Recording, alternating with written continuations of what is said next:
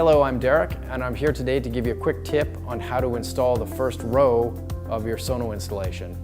When installing SONO or any floating floor, it's critically important to have all of the planks perfectly aligned. Any misalignment, no matter how slight, can result in an out-of-square installation, and as you progress with your installation, the planks will get more and more difficult to install and impossible to engage the joints correctly. We want to avoid this. So here's just a real quick tip to show you how to accurately have your joints aligned in the first row. And what you're going to do here is in our little demo installation area, you'll see that we want to put the plank, the first row, up against this wall.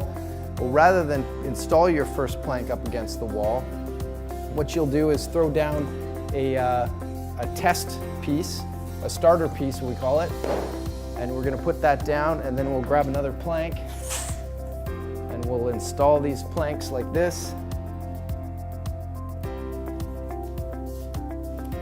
like we've showed you in the other videos, and then we'll bring this together.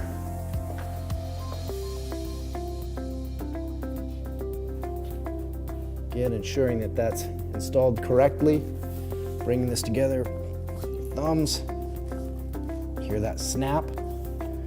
So that's installed, and then you can be sure that this joint is exactly square to the installation. Then you'll go ahead and install a few more rows. Feel that installed correctly.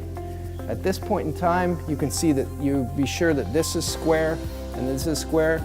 You can remove your starter piece and you can put that installation up against the wall so that you know it's perfectly aligned for your first row. Just a short trick, but it'll help you keep your installations perfectly aligned. Thanks for listening and good luck with your installation. If you have any questions, feel free to contact us via email or phone, both of which can be found on our in-house website.